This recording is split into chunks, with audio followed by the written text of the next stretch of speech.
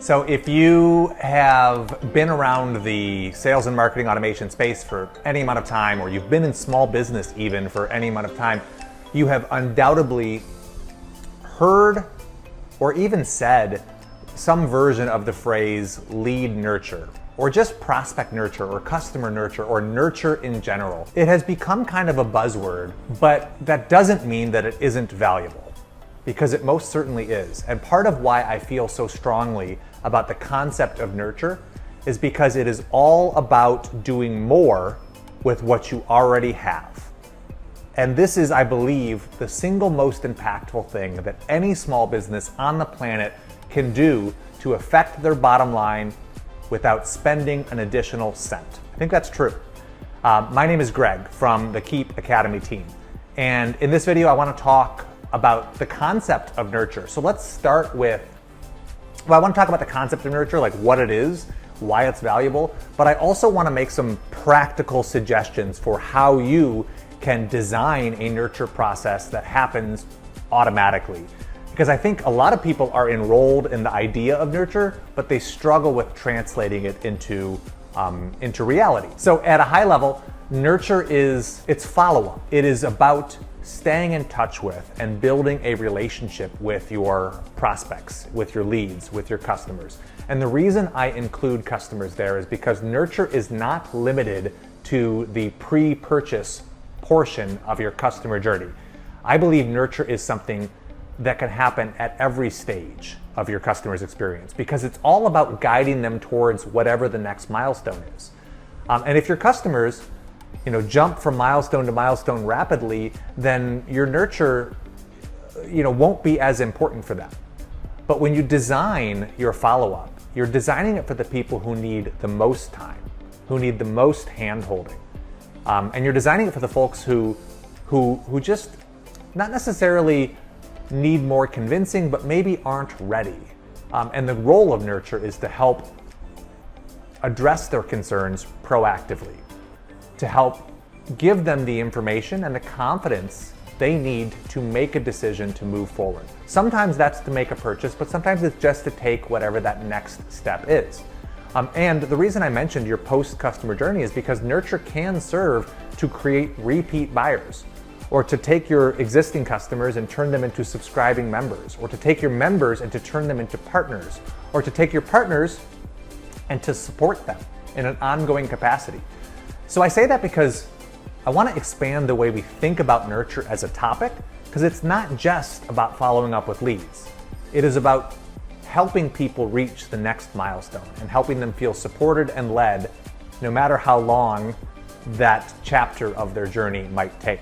And if you're new to the concept of nurture, probably the most applicable part of your business where it would fit is following up with leads who have not yet become customers.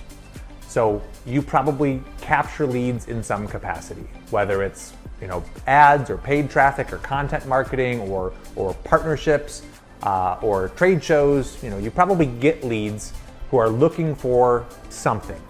A quote, a demo, a free trial, an ebook, whatever it is that they are exchanging their information for.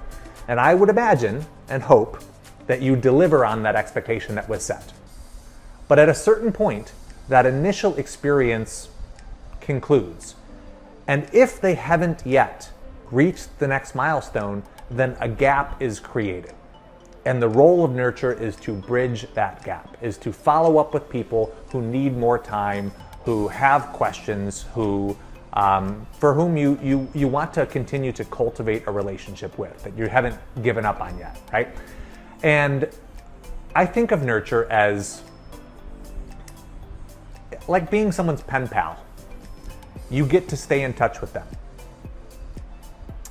but they don't have to do any of the work.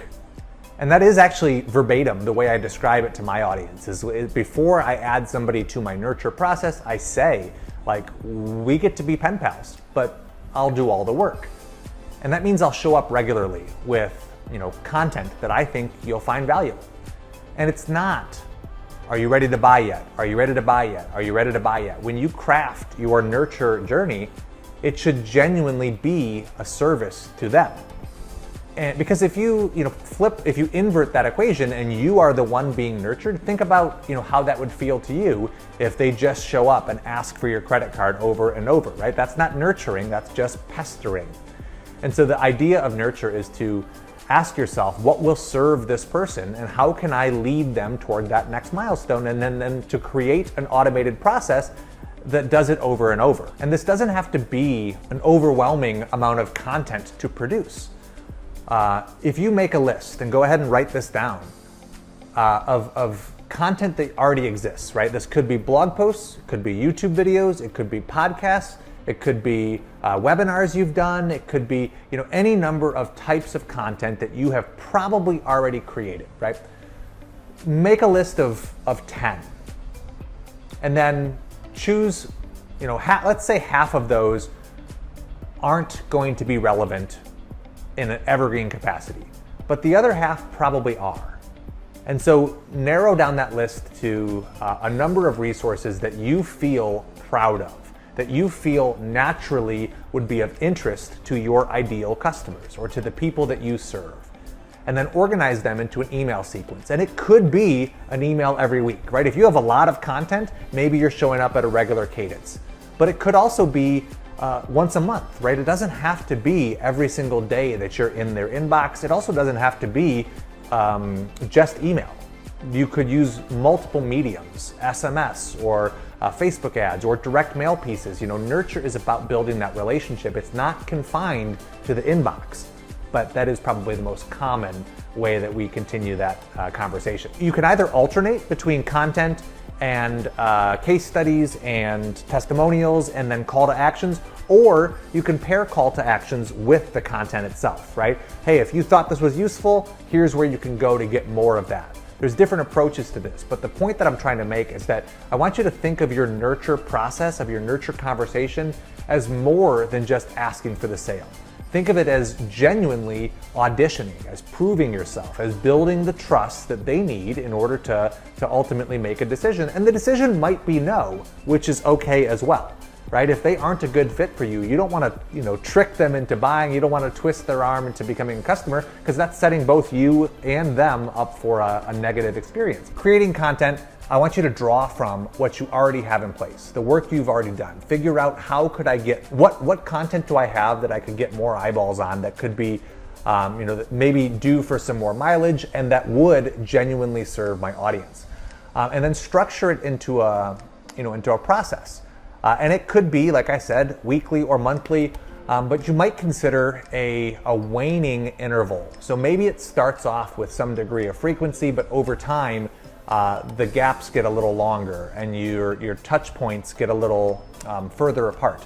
Because if the longer that nurture goes on, presumably they'll either take the action that we want, or they won't. And we want to be respectful. If they've pumped the brakes, we want to make sure that we're doing that as well and not ramping up the intensity, which might scream of desperation. Nurture's job is to support the customers or prospects in whatever stage of the journey they're in, guiding them towards whatever the next milestone might be. I mentioned the different types of content you might include, but I also want to give you permission and encourage you to develop a proactive lens in terms of seeking out new nurture content. So as you endeavor to serve your existing members or your existing customers, keep your eyes peeled for people who are a good fit, for people who embody your ideal customer avatar. And when you can, you want to harvest testimonials. You want to capture feedback from them, because it creates material that you can then use not only in your marketing but also in your nurture and in your follow-up, right? If I'd love to have a case study here in my nurture process. Well, that case study has to come from somewhere, so you can start looking in your, as your team fulfills, as they deliver on your services, task your different account managers with pulling case studies, not necessarily as their primary objective, but to the tune of once a year or some degree of regularity, such that you have a regular source of new useful examples that could be either added to your nurture process or cycled into, right? If you believe that these case studies might have some sort of expiration date in terms of their relevance, if the technology changes or the way your business operates changes, you want to make sure that you are updating those examples, keeping them fresh as well. I think that's probably where I will leave it for now. Is sales and marketing automation is a powerful tool, and one of the many functions it can serve for a business is automatically nurturing your leads. And so yes, I'm talking about actual leads, but I'm also talking about the gaps that exist elsewhere in their customer journey. And I wanted to give you some tools and some ideas for how you might think about crafting that nurture process. My rules would be, make it valuable. That's rule number one, is ask yourself, is this genuinely making their life better? The number one concern that I think small business owners have when it comes to nurture is they don't want to feel like they're annoying that prospect. But if every time you show up, you're making their life better, you're giving them something of value, and it doesn't have to be, monetary value, but you're giving them information or resources or connections that are improving their life, then they won't grow tired of that, then they won't feel like they're being pestered. And rule number two would be to mix in not only call to actions, but examples of your product, your service in action, to proactively dissuade or diffuse the concerns that they might have or the objections that they might have, to use your nurture process to actually produce the customers for whom you are the best fit. Number three, the next rule that I would give you is take the time to measure the average buying cycle your customers have, or the average amount of time that anyone spends between whatever those two milestones are, and make sure that your nurture is at least 1.5 times that. So if it normally takes someone 3 months to go from from signing up for your free trial to buying the entire course, make sure your nurture is 4.5 or 5 months long, right? So that the people who need the most time, there is something planned for them. And I recognize that in an ideal world, your customers would hop from milestone to milestone, but when we build our nurture, we are building it for those that need a little extra hand-holding. So if you have nurture suggestions or tips of your own, we would love to hear them. Feel free to drop them in the comments below. Take care.